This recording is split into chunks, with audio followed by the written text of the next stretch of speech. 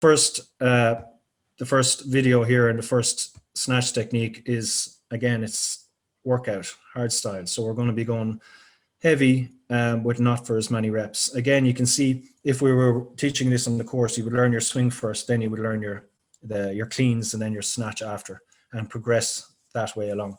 So again, you can see this is a hip hinge movement, but you're bringing the bell over your head by propelling your hips forward. Okay, so it might look like there's a lot of arm work happening here, but it's mainly legs. So this is the softer version then. So if I was competing, in order for us to get a little bit more reps, we're going to have to smooth things down a little bit, so to preserve grip. So again, hard style. So we're looking at here power. We're looking at it's high intensity, you know, heart rate's going to go up, and that's what we want. If I wanted to go and develop a little bit further and go for more reps, competition-wise, where I kind of ended up, we soften it down a little. This is just to explain a little bit about the two styles.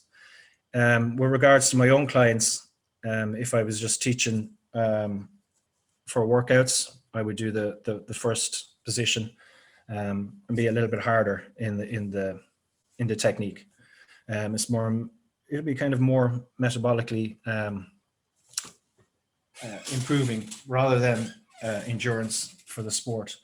So again, we're talking probably like 5 to 10 reps there on the snatch. Interestingly enough, before sport even came in, or before it all started off, the first competitions were half snatch. So I'm just going to show a video of that. So the bell actually came up overhead and then came down to the chest. So this is originally when the competitions started to come about. They weren't really official, but half snatch would have been the lift. So when we teach this in the course as well, this can be an option to start with, because obviously from overhead to the catch position is pretty tricky to get. We don't want to end up with too many blisters or ripped hands. So the half snatch can actually help in preventing that, especially from the catch position. So you would learn this on the course as well.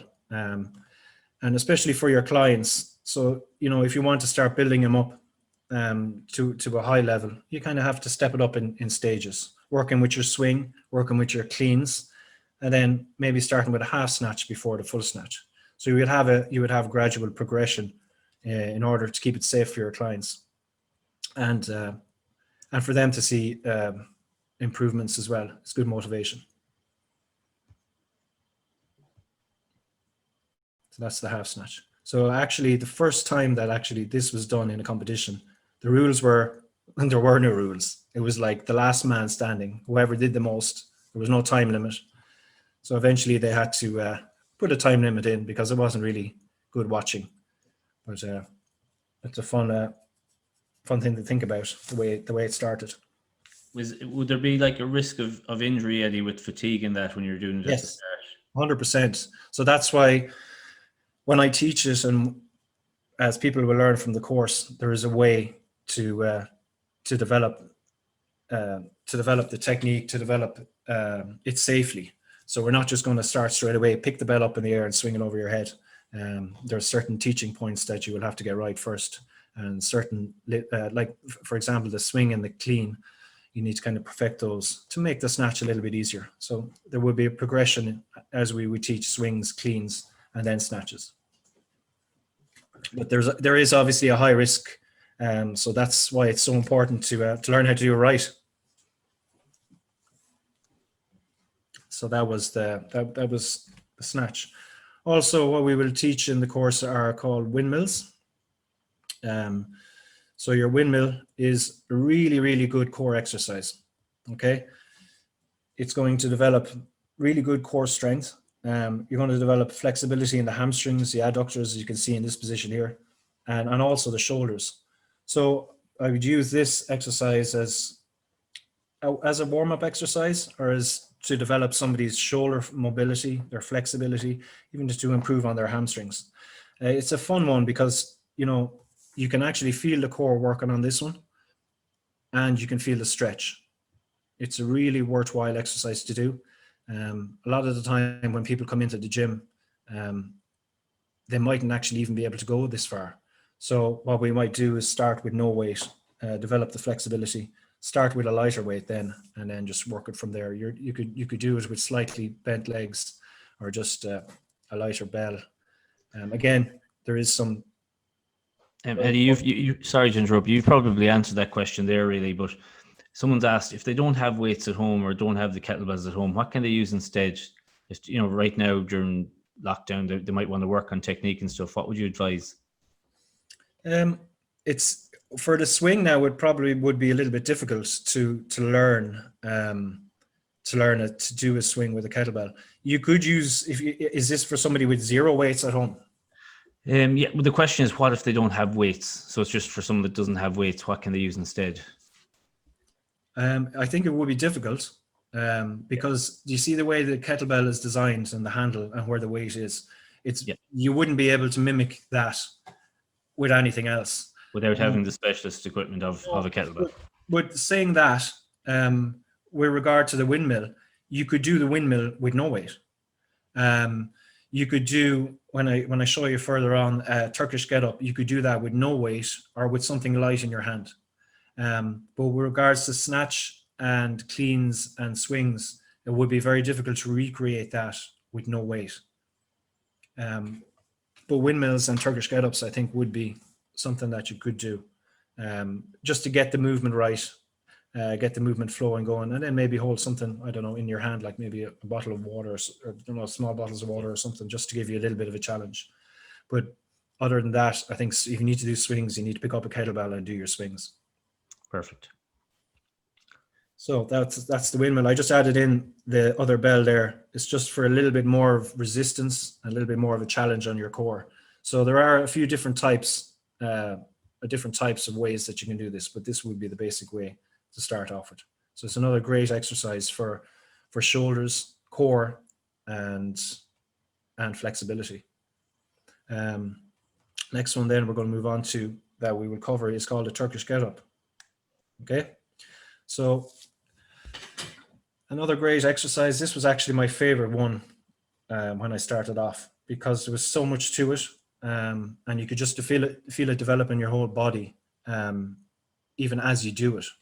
I'll just press play there now and let you see the movement. So basically, you're starting with the kettlebell on the floor, and you're going to bring it up gradually until you're standing tall. So you can see in these positions here, if I pause it, how this would really benefit your core. You're in a high bridge position. Okay, you're working the shoulder, you're working the leg, but you are really working the core on this one as well. And then you can see the transitions come back. The movement in the hips, the flexibility that you get in the hips from this is really good as well.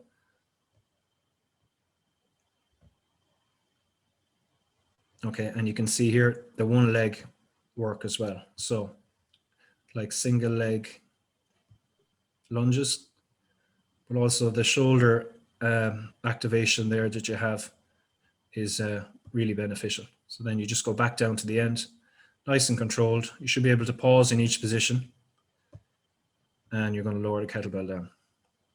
So again, you can see how much of a challenge that would be for balance, coordination, core strength. With this one, then you would start with a lower weight again. So it's the same as the windmills. For maybe some people, when it comes to the Turkish Get Up, if I just go back there again, some people might find it hard in some of the transitions, like this transition here.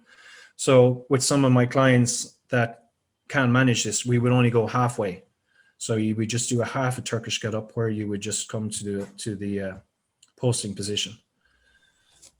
So we could start from the bottom. If they struggle with hip flexibility, we would just come to the halfway point. So here.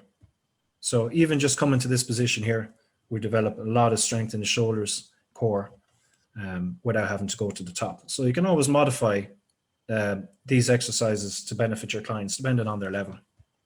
Eddie, I might just ask a couple of questions because there's literally, I'd say, 10, 15 questions have popped up since you've been talking. Of course. There's a lot of interest in this webinar. Natasha's asked, would it be okay to add kettlebell swings to a leg day session? or would it be more considered more like HIIT or cardio? To a leg day session.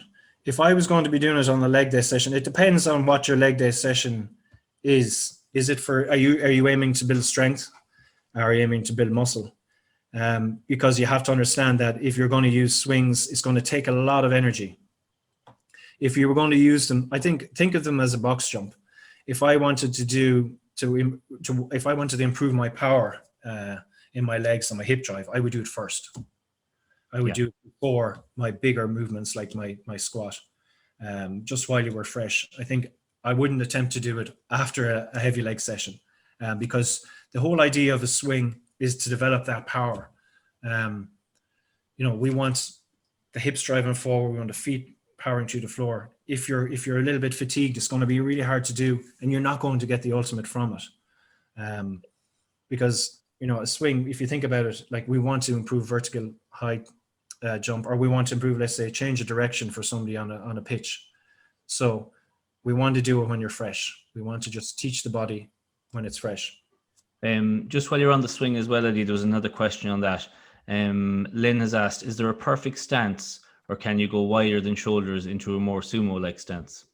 On a swing? Yeah. I would only go wider if I was doing a deadlift or a sumo squat, something like that. With swings, you're going to just be a little bit wider than shoulder width. Yeah, just normal hip stance. You wouldn't go wider. Perfect. And just another question from Wayne. He wants to know, can kettlebells be good equipment for a renegade row? Yeah. I actually have a short video clip there at the end of a combination. So if Wayne wants to look at that and how to put it in, I think they are great. You have to have a lot of balance for that, and the weights are obviously heavy. But yeah, I can show you some of the clip there. I'll just ask one more question, Eddie. I'll let you continue on. Sorry. Just for kettlebells, where's the best place to buy them, or what's the best kinds to get? Okay, well, in my opinion, the kettlebell that's in the picture there is probably the best one to use because it sits better on the body. Everybody's probably seen the cast iron kettlebells, and the problem with them is, let's say if I was using an 8 kilo, it's actually going to rest on my bone if I have the kettlebell over here, because they're smaller. The weight's so compacted that then it's just going to rest on bone. So with the bigger bells, they actually rest lower down the arm and they rest on the muscle, and you can share the weight over the arm. The smaller bells, for me now, I wouldn't recommend them for cleans or snatches, but if you did have them, you could use them for other exercises. But if you're going to buy them, I'd go for the competition style ones. I think it complements the body a lot better. There's less chance of injury. You can buy them online, but at the moment, I wouldn't say you're going to be able to buy any kettlebells because of the lockdown. But you can normally buy them online. I used to get, there we have, that's a D8 Fitness bell there on the screen. That's a Dublin company. So that's where I would have got a lot of my bells. Wolverson in the UK do them as well. So best of luck. If you find any, let me know, because they're very, very hard to get at the moment. And a lot of people have been asking me where they can get some kettlebells. But yeah, there's a big surge in demand, isn't there, for doing workouts at home now? So it would be very difficult to get them. Very difficult. So with the Turkish Get Up as well, I think at the beginning, what I used to get excited about was doing a lot of strength work with the bells. So like single arm military presses, goblet squats, heavy goblet squats, and heavy Turkish Get Ups. So I just have a video here. That's a 40 kilo. So just to show you that 40 kilo can be done for Turkish Get Up. It's quite a challenge because obviously it's going to be very heavy and it's going to wave all over the place. So again, we have to talk about technique on this one. In each of the positions, you should be able to pause, and you can check those static positions. And if you're in the right place, it should be no issue. So starting from the bottom, I might need to adjust myself a few times here now because of the weight. There we go. Also, breathing is an important part in the execution of this technique. Obviously you can't hear it there, but you learn that on the course as well, how to breathe properly, moving through the exercise, and how not to drop it on your head. Okay, so I moved on then. So from the strength aspect, so you have to think about what your clients are looking for. Maybe some might come in and say, I want to get a little bit stronger in my core. I want to maybe improve my bench press, or maybe I want to lose some weight. So we have to adjust our kettlebell routine depending on what our clients want. But you can, if you want, you can develop strength, you can develop power, muscle endurance, flexibility, and also cardiovascular endurance. Because with the bells, you don't actually need to put them down. So I could pick up a bell and I could work with it for 10 minutes without putting it on the floor. And in that 10 minutes, I'm going to get a serious cardiovascular workout along with working my entire body. So I can vary the exercises. So for example, I have a little video here on a combination, 5 exercises with one bell. So, sorry, I'll go back there a little bit. Finish that there now. Take a break after putting that 40 down. Right, so here we have a swing, clean, squat, press, snatch, and then reverse lunge. So you could imagine that if you put a few reps together of those, say maybe 10 on each arm, before you changed arms, you're going to get a really good workout out of this. You're going to work your legs, you're going to work your core, your shoulders, but also your heart rate is going to be up. So a lot of people would think that they can't actually get a cardio workout with weights. With kettlebells, you surely can. And with some of my clients, what I would do is I would put a heart rate monitor on them, and I have an app on my Polar Beat app on my tablet, and then I can see how hard they're working in their set. So we can adjust weights or the speed of the reps, gauging their heart rate on this. But plus it gives the client added motivation, or, you know, they can see that their heart rate's working. You know, they're not just lifting a weight. It's not just, oh, my arm is getting tired, or my legs are getting tired. Your heart and lungs are working really hard. Your fitness is going to improve dramatically with these combination exercises. So I'll just play it on there. Just while you're on the point of the heart rate there, Eddie, like calorie wise, what would you be looking at burning in like an average kettlebells class? Yeah, great question. So I have, if you have that link there, Michael, there's a study. The American Council on Exercise did a few studies on kettlebells. I think one was in 2010, and they wanted to see how many calories you could burn with a kettlebell. So what they did was they taught people how to snatch, and then they tested them. They said, you know, I think they were doing 20 reps per minute, pace wise, and there we go, yeah. And they calculated that they were burning 16 calories a minute, and then the post-exercise burn was up to 20. So the only thing that they could find similar to the amazing calorie burn was cross-country skiing or 6-minute running, 6-minute miles.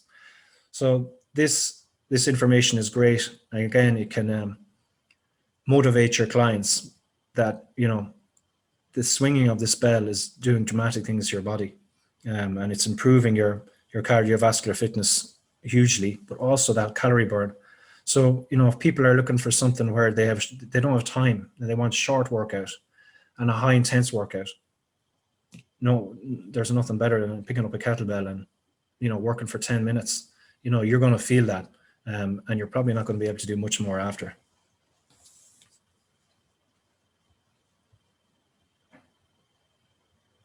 Sorry, Michael. You can share there again, Eddie, if you want to just bring back your other video. Yeah. Okay. So that was so with the one arm combinations, you can have as many combinations of exercises as you want. These are just some of the basic ones that I put into this one.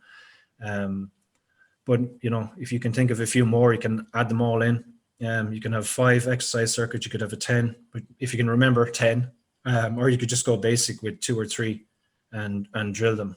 Say you did maybe 5 or 10 reps of each, 3 or 4 rounds, and then just rest. You could do it with heart rate, so you can work away until your heart rate's reaching a certain level, and then you can take a break, let it recover, and then train again.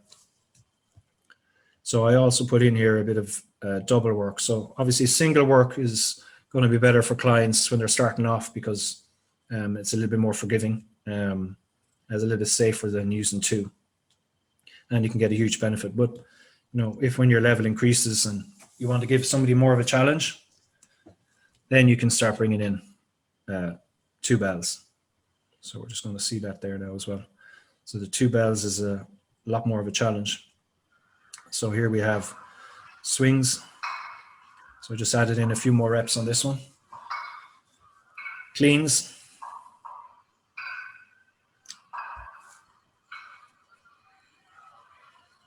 Squat and press. What weights are you working with there, Eddie, in that video? Oh, they're only 12s. Oh, okay, just out of interest. Yeah, there's a lot of interest in the kettlebell flows you're doing there. Yeah, so this is actually double snatch. So that's probably one you're not going to see too often. I was just showing that, you know, there's a lot more behind it, and there's a lot more out there. And, you know, you're going to learn the basics in the course. You're going to learn your swing. You're going to learn your snatch, your windmills, your Turkish Get Ups, and then it's up to you to kind of to go a little bit further if you want to. You know, just to go out there, train, practice with it, and just see that there's a lot more to it, and there's a lot more variety than you could ever imagine. I mean, you're not going to get bored. Eddie, a lot of the guys just want you to, could you play back the 5 moves combo that I think was the flow you done before that? With the single kettlebell. There's a lot of interest in that one. Just to play it again, just for, yeah.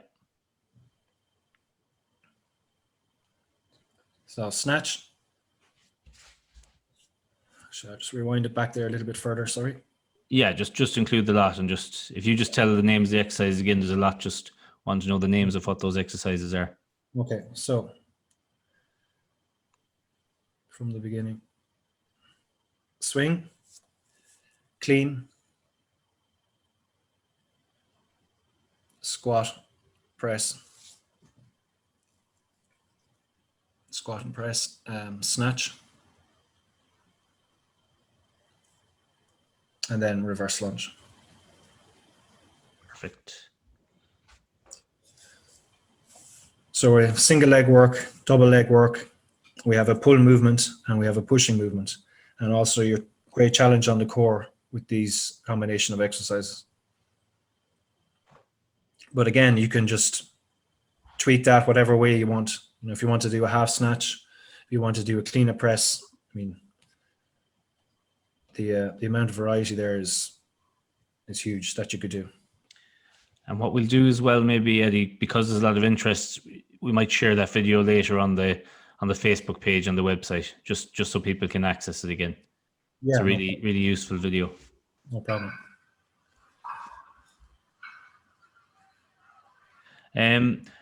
Just as well, Judith has asked, how would you recommend alternated exercises while using 2 kettlebells?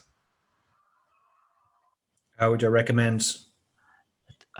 How would you recommend? The question is, how would you recommend alternating exercise while using 2 kettlebells? Is that possibly like another kettlebell flow? Kettlebell flow. So that's similar to the one that I'm doing there. If you want to just think of somewhere where you don't have to stop. So swings and cleans go nice together. Overhead snatch, and you could put in double presses. There's the rows for Wayne. Okay. I presume you'd need to always go with a heavier weight on the Renegade rows just for stability with the arms. Would that be? You went light. Is it very difficult? Yeah, you don't want the bells to fall over. You're just going to have nice balance on those ones. Yeah. But I mean, if the question there about alternating between doubles, I mean, you could have a variety of different weights where you're doing an exercise. Okay, you're not flowing from one to the other, but you're just putting one down and replacing it with another exercise. It is still a flow, but there's just not much of a break between it. Yeah. So you just, if you wanted to use different weights for different parts of the flow of the exercise to make it more tricky, you could have a selection of weights lined up.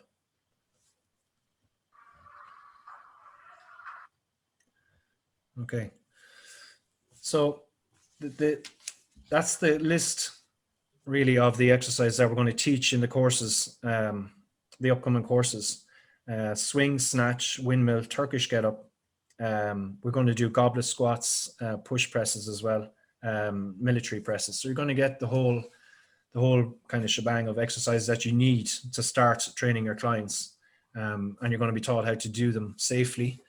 And also, what happens if your client can't perform some of the exercises? How do you teach them, or how do you correct them? What are your teaching tips or teaching points or cues?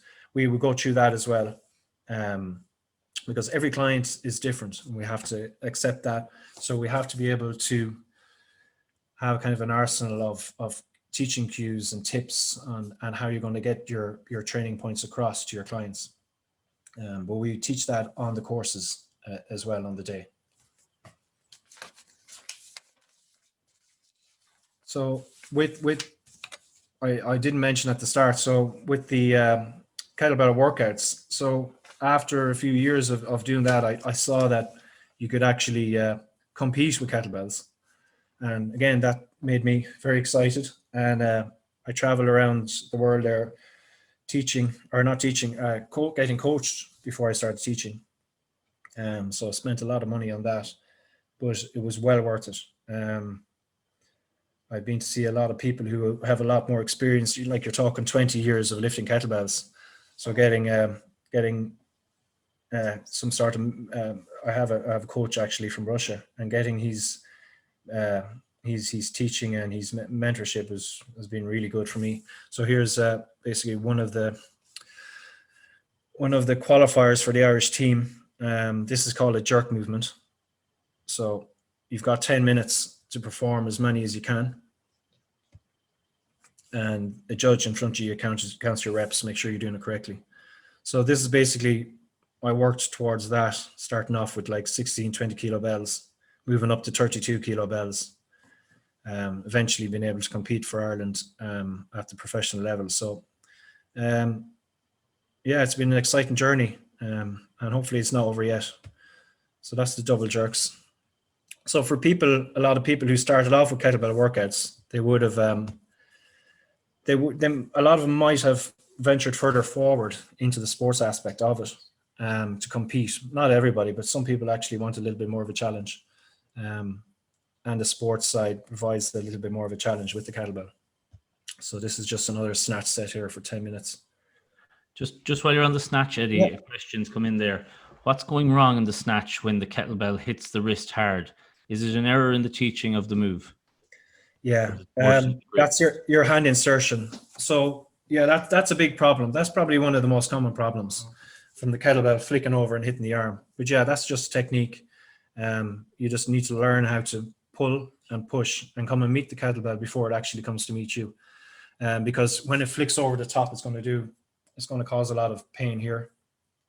So in the course, I'm going to teach you how that will never happen. Because in the long term, you're going to have bruises here. What happens as well is it eventually affects your grip. So if you wanted to do a few reps, your grip kind of goes because of the constant impact on the arm. So yeah, no, there is the correct way would be, as you can see in the video, to slide it around your arm. Because if you have a 32 kilo kettlebell and you flick it over your arm, it's not going to be pleasant. So you got to kind of bring it around and make sure that you don't have that constant impact. So again, it's technique. It's technique, and we learn that on the course. Another question as well. Jude just asked, can you name in what circumstances a person should not attempt kettlebells? I think if you're going to start training with kettlebells, you should have general questions for the person performing, making sure that, they don't have any heart problems. I think muscular problems, or, recovering from accidents or back problems, then you would be kind of looking at, I wouldn't be dismissing any exercise. I'd be looking at what exercise could actually help that person. So it's kind of an open question. It depends on the reason or the problem with the individual or the issue. But let me see, for example, if somebody had injured themselves in a car accident or something like that, well, obviously they've got a full doctor's cert to say that they can take part in your training. But I would look at ways that I could strengthen that body up without causing any issues. So I'd be looking at something like light windmills or like Turkish Get Ups. Maybe not working, with snatches, or it depends on the individual. I have to see the individual, have to see what the issues were. But I think in general, you're going to find something that you can do. You're not going to dismiss every kettlebell exercise because of an injury or an issue. Would hypermobility increase the risk of injury? That's another question. I would, yeah. So I've had a couple of younger lifters who've had hypermobile joints. So we just had to avoid certain movements. For example, the lockout overhead on the kettlebell. So with these clients, what I was trying to do was trying to strengthen up their joints, their ligaments and tendons and muscles, but without having the hyperextension. So you just have to be careful with a few exercises. You could still do your swings. You could still do your snatches. You just have to be careful. You just have to watch the technique.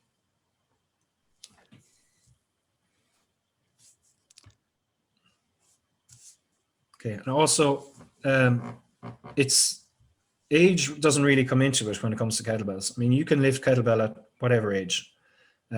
It's going to develop you. It's going to help you as long as it's done correctly. So you've got kids lifting bells. You've got the elderly lifting bells as well. And finding here's Emily. She's 8, and this is a competition that was it's about a year ago.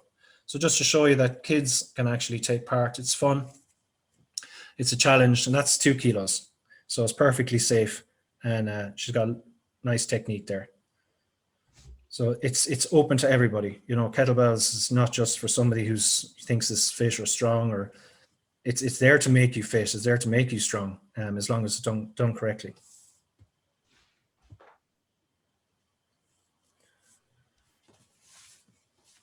That's perfect, Eddie. That's is that the end of that video? That is, yeah. Yeah, perfect. Okay, so you've covered an awful lot of questions there. I'm just going to have a quick flick through again. Done the calories. You like for the future kettlebell instructors or people that are thinking of joining our courses, could you just speak a little bit more about the structuring of the kettlebell workouts? You kind of talked a bit about it there as you're showing the videos. Just kind of someone that's looking to design a kettlebell workout, what advice would you give them? Yeah, well, I would, for somebody starting off, first know your clients. So we talk about this on the courses. When you're developing a class and you have new members coming in, I'd always start with the basic exercises, like let's say a swing or a military press. We would kind of develop it like that. So you're not going to do a complete hour of kettlebells because it's a lot. It's very intense. So you're going to be doing your warm up, good mobility routine, and then you're going to introduce people like to your swings, to your goblet squats, just getting them used to holding the bell or getting used to the weight. Maybe at the beginning you might find that some people who are brand new to exercise might struggle with the swing. So you're going to teach them their deadlifts. You're going to teach them the hip hinge, and you're going to develop it like that. And then in order for them just to protect their arms and overuse injuries, you're going to put other exercises into your routines. So you might do some body weight exercises in between your kettlebell exercises, or have You could have an active recovery where you're stretching. Again, depending on your clients. So some clients might need that extra stretch, and you might see it when they're doing their Turkish Get Ups or when they're doing their windmills, that they don't have that mobility, and then you might need to help to improve that as well with extra stretches. With regard to reps and that, so I mean, we're talking 5 to 10 reps on each exercise. And again, some exercises you can do more, like the snatch or the cleans or the swings, you can do a few more. Turkish Get Ups and windmills, you're going to do less reps. It's going to be more of a challenge as well. But saying that, like I have a client of mine who one day he saw me doing the Turkish Get Up, and he wanted to do it. So he said, right, I'm going to teach you how to do it. So we started off, and he eventually managed a 16 kilo with good form. And then over the 8 weeks, we gradually increased the weight till eventually you could do a 32 kilo on each arm. And then what we used to do is we used to just set the clock for 10 minutes, and he would perform one each side for 10 minutes. And that was basically a workout done. And if anybody knows, 32 kilo Turkish Get Up isn't easy. And you're going to repeat them over and over again. Your heart rate is going to be up. Your legs are going to be working really hard. Your shoulders are going to be working hard, and your core. That will be one quick workout, 10 minutes of Turkish Get Ups. Okay. Eddie, there's a lot of questions still coming in. I'm going to just ask maybe one or two more because I don't want to spend too much longer. Okay. Katarina has asked, will there be an available course in the future to cover kids' kettlebells? I think that's more for us to probably discuss, really, but it's definitely a good idea. Definitely a good idea after watching that video. The other question, I think you more or less covered it. In terms of the length of a kettlebell class, what would you recommend the duration of a class if you're running one in your gym? Well, I would say, like, I would spend a lot of time at the beginning in the class working on warm-ups and mobility before we'd even put our hands on a kettlebell. So I think, like, I would say you're going to do max like 30 minutes of a kettlebell routine. Again, it depends on how many kettlebell exercises you have involved in the class.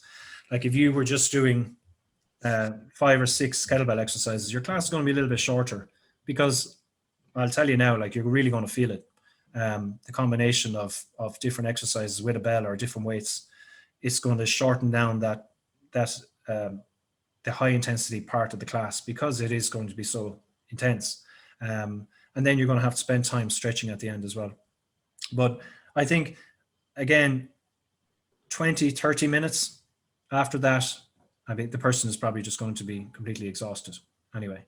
Okay. So you're just going to have to judge your clients and how much they can take, and safely. You know, safety is number one. You definitely don't want somebody dropping a kettlebell on themselves or on your good floor. You know. Yeah.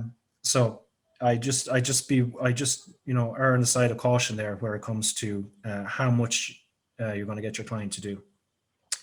But when you do the course, you get a taste for it. You'll be able to see that, if we do a workout at the end of the day after going through, you're not going to have much left in the tank. So you will be able to see, and when you train yourself and when you get used to the exercises, you'll know how much you can do and how much you can push. But with regard to the workouts, you're looking at 5, 10, 15 reps on each exercise. Maybe starting off with 5 from the beginning. Okay, Eddie.